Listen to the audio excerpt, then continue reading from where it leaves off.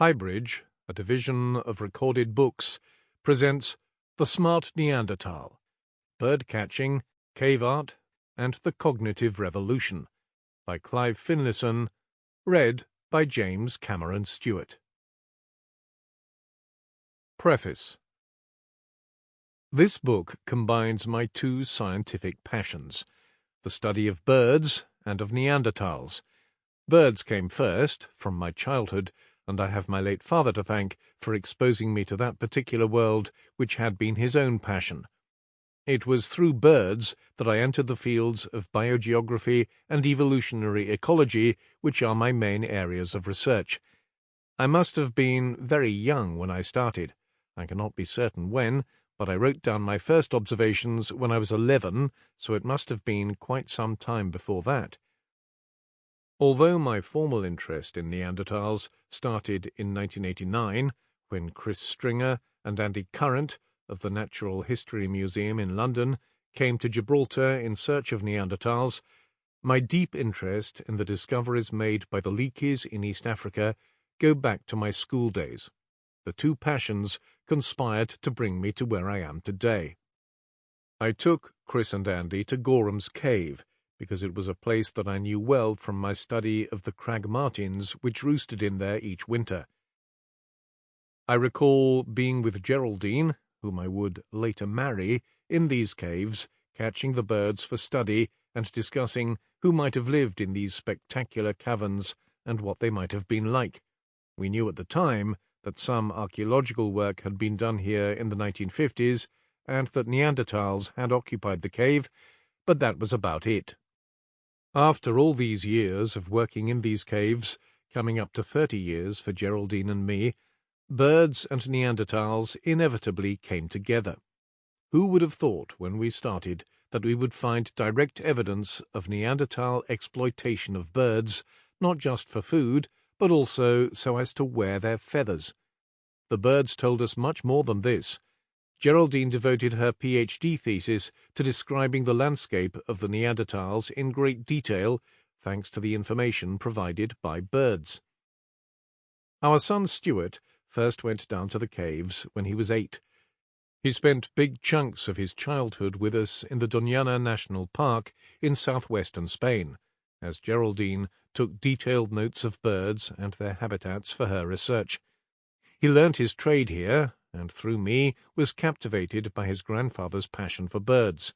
He is now working with Neanderthals and birds for his own PhD thesis, looking at how Neanderthals interacted with birds and what birds can tell us about Neanderthal ecology and responses to climate. In reality, this book could not have been written without Geraldine's and Stewart's massive contribution. They are the two silent co-authors. Although many have contributed to the work in the caves, there are 5 people who have been fundamental to the story that I will tell in this book. They are Ruth Blasco, Gary Bortolotti, Juan José Negro, Antonio Sanchez Marco, and Jordi Rosell. I will introduce them at different points in the book. This book tells the story of how we discovered the relationship which Neanderthals had with birds. The story is not yet complete, but we have enough to be able to tell it as we understand it today. Stewart's work is going to provide us with further glimpses into the world of the Neanderthals, and I am sure that others will follow. This connection between Neanderthals and birds is not trivial. It talks to us of Neanderthal abilities and capacities.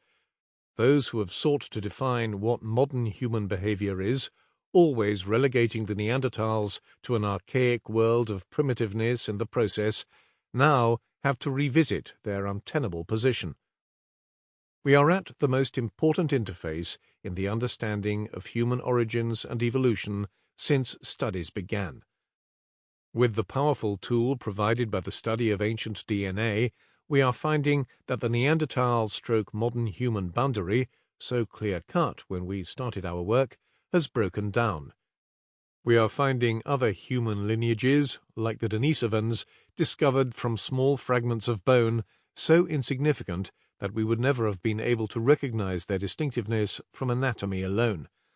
We are redefining the Neanderthals, and in the process finding out who we are and where we came from. It isn't the simple out-of-Africa narrative that we grew up with, and there was no simple cognitive revolution. In this journey of rediscovery, it has become abundantly clear that, ironically, the Neanderthals had a significant impact on who we are. Chapter 1. Nana and Flint. It felt like Christmas was coming early.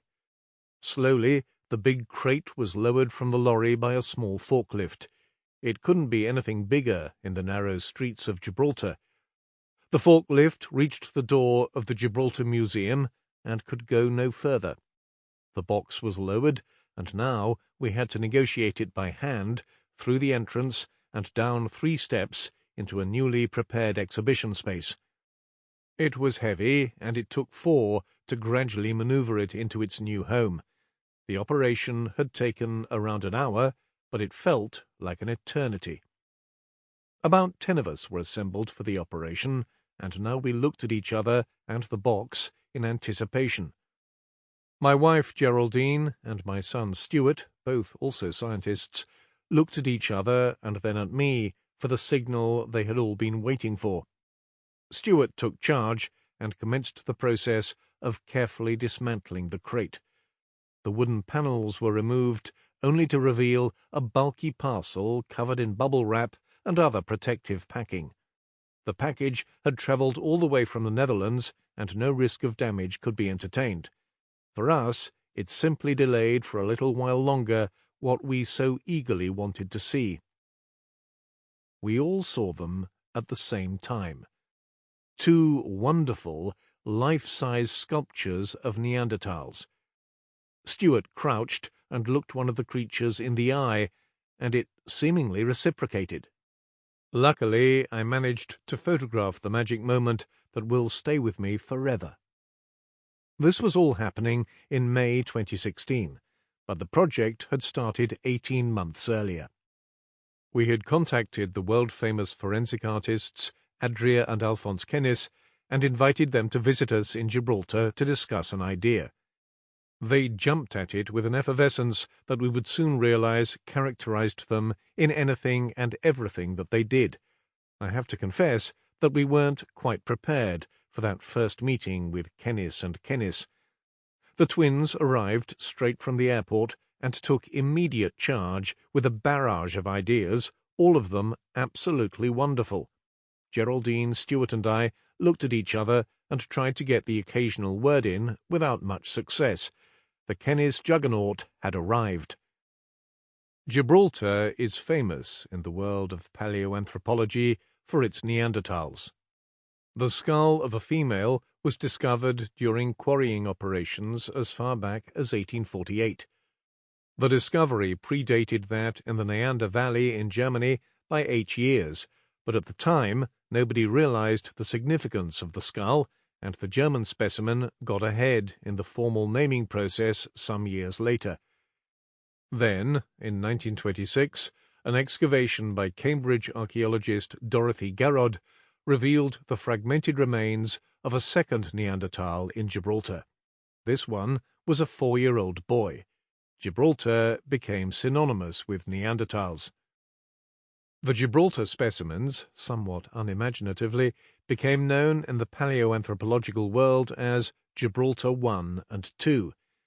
For years I had stared at these skulls, wondering what these people might have looked like, what their world was like, and how they related to that world and to each other. The response was blank. All I could see were skulls, and sure, they revealed features which I knew were diagnostic of these people, for example, the large nasal cavities and eye sockets, the brow ridges, and the receding brain case, but that was all. I could not relate to these skulls in any other way. There was no empathy. Back in 2014, we had been aware of the wonderful work of Kennis and Kennis. Their sculptures of ancient humans were realistic and accurate, and they revealed, in their expressions and postures, the flair of the artists themselves. We wanted to put faces to Gibraltar 1 and 2. Stewart was put in charge of making contact. After all, he had been the enthusiastic engine driving us forward throughout. Just under 2 years after this first contact, Stewart was staring a Gibraltar Neanderthal in the face, and I was recording the moment. The intervening period had been spent in discussion with Alphonse and Adria, as they sent us sketches with detailed explanations regarding postures and every other detail you can imagine. They had looked at and studied living hunter-gatherers. They had a massive catalogue of images which they could draw upon to back up their interpretations. We had a long discussion when they first presented Gibraltar 1 to us. She had her arms folded and crossed, with the hands touching the shoulders. It seemed an odd position to us, but they showed us images of people in that posture. In their characteristic style, they said to me, "Where would you put your hands if you didn't have pockets?" and convinced us in the process. The sculptures were detailed forensic reconstructions, as close to what these Neanderthals looked like as is possible to achieve with today's means. They are a far cry from the ape-like, brutish figure reconstructed by Marcelin Boule back in 1907. The reconstructions needed the additional help of physical anthropologists who could work out stature, build, and every detail of the body. After all, we only had 2 skulls to start off with, so we needed advice from the best experts if we were to get it right.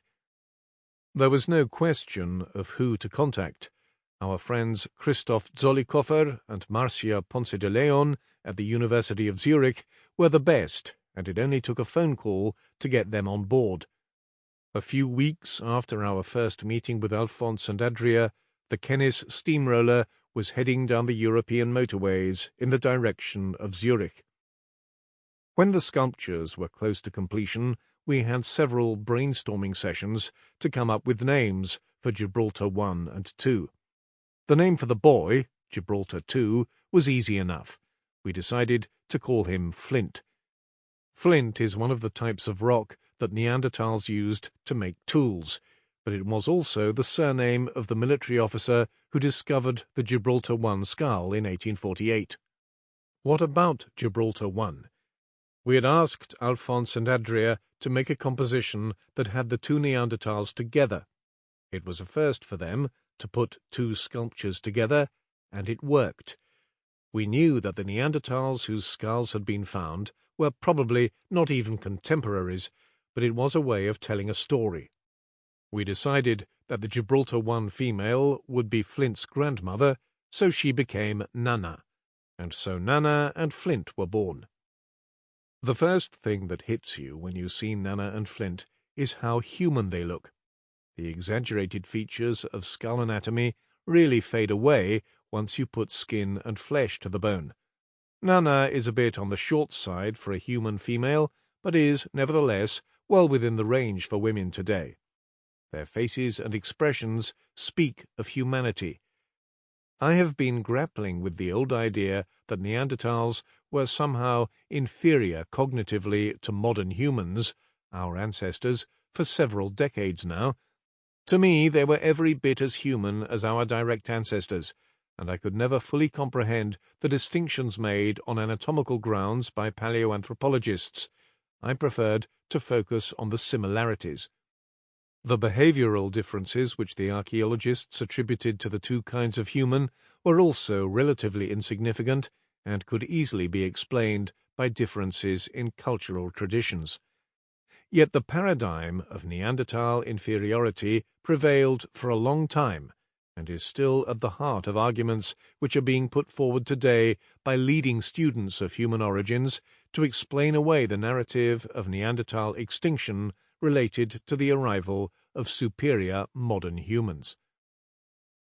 When we opened the new Nana and Flint display in the Gibraltar Museum, we had 1,700 people coming to visit the new exhibit on the first day. Most were local people out of a population of around 30,000. That is the level of interest that Neanderthals generate. It was wonderful to see the reaction of people, particularly children, on first seeing Nana and Flint. Now everyone talks of Nana and Flint and not of Neanderthals, and certainly not of the anodyne Gibraltar 1 and 2. This is a very important lesson. We had previously seen these humans in a particular way because we had given them a name, Neanderthal. In doing so, we created an entity in our minds, and the name conditioned how we viewed that being. Skulls and bones simply reinforced their non-humanity. Neanderthal was another way of saying other, and from that came the repertoire of connotations related to other. Now, these lifelike sculptures, with personality rather than bones, reinforced a new message, one of humanity. Why have we grappled for so long with an equivalent name for ourselves? Cro-Magnon never achieved the widespread acceptance that Neanderthal did, and instead we went for indecisive terms. First, it was anatomically modern humans. When it became clear that the term was incorrect, as a number of specimens with apparently anatomically archaic features were in the direct line leading to us, we changed it to behaviorally modern humans. That immediately led us, headfirst, into the challenge of what it meant to be behaviorally modern. This is the main question that I will try to answer in this book. I will do so by showing how, using the same criteria that archaeologists and paleoanthropologists have used to define behavioral modernity, the Neanderthals were just as modern as their contemporaries. Those contemporaries included behaviorally modern humans. In dealing with this central question of behavioral modernity, I will not limit myself to the traditional sources of evidence that have been brought to bear, particularly by archaeologists. These have typically been stone tools, bones, including those with cut marks and related evidence of human intervention, and portable and rock art. The distribution of these objects in confined areas, such as caves, or across large geographical areas, has also been used as evidence of the structuring of living space or of geographical expansion and exchange networks. Such evidence has been brought to bear in favor of the definition of behavioral modernity. The old adage that absence of evidence is not evidence of absence is very pertinent here and will be throughout this book. The majority of material culture consists of organic raw materials which are highly perishable. Their absence from the archaeology of most Paleolithic sites has completely distorted our interpretation of the sites, including the behavior of the humans who inhabited the sites. This missing majority problem is not trivial, but it has not stopped archaeologists from painting a heavily distorted picture of the Paleolithic. We will hear in this book just how distorted this picture really is, especially when it comes to portraying the Neanderthals.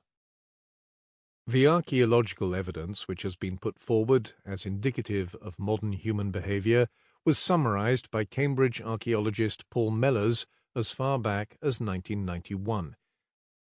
He listed 7 features that, for him, characterized the transition from the Middle Paleolithic of the Neanderthals and other archaic humans to the Upper Paleolithic of the modern humans. These were 1. A change in the way stone tools were made, with a tendency to develop from flakes in the direction of blades. Linked to this was an increased standardization in the way in which tools were made. Tools were also made using more economical techniques than previously. 2. A simultaneous increase in the variety and complexity of the stone tools which were made. 3. The appearance of complex tools made of bone, antler, and ivory. 4. The appearance of new types of technologies with increasing frequency and differences in the way tools were made in different geographical areas. 5. The appearance of beads, pendants, and other personal ornaments. 6. The appearance in certain contexts of sophisticated naturalistic art. And 7. A strong hint of closely associated changes in economic and social organization. Paul Mellers admitted that these were features that were difficult to demonstrate objectively. The kinds of things he was thinking of were specialized hunting of particular animals, increases in human population density and group size, and also the appearance of structured forms of settlements, including huts, tents, and other living structures. Another renowned Cambridge archaeologist, Colin Renfrew, looked at Mellers' list and suggested that this human revolution appeared fairly modest and localized. The naturalistic art was confined to France, Spain, and only a few finds of small sculptures further east in the Czech Republic and in Siberia. It hardly constituted a global event. Renfrew also pointed out that to a non-specialist many of the new features were not overwhelmingly obvious. It took, for example, a specialist to recognize and classify differences in stone tool assemblages between the Middle and the Upper Paleolithic. For Renfrew, the evidence of the changes associated with the advent of agriculture in the Neolithic, much later, was a much more impressive takeoff.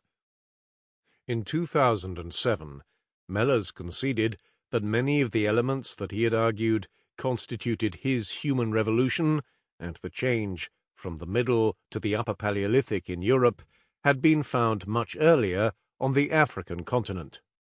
Nevertheless, he argued, there was sufficient evidence to indicate that the various components had appeared more or less at the same time as a package. For Mellers, more or less at the same time meant somewhere between 80,000 and 60,000 years ago. I'll let the listener decide on the accuracy of a time window of 20,000 years for something which happened at the human timescale. So Mellers was simply shifting the time and location of the human revolution, but it had still been done by modern humans, the ancestors of the people who left Africa and colonized Eurasia. The Neanderthals, confined to Eurasia, never got a look-in on this revolution. Others strongly contested the idea of a revolution and put forward evidence that the various elements of the modern package had appeared gradually in Africa between 280,000 and 40,000 years ago. Of course, this alternative explanation of the archaeological evidence for modern behavior still confined it to modern humans, who were the only humans living in Africa at that time.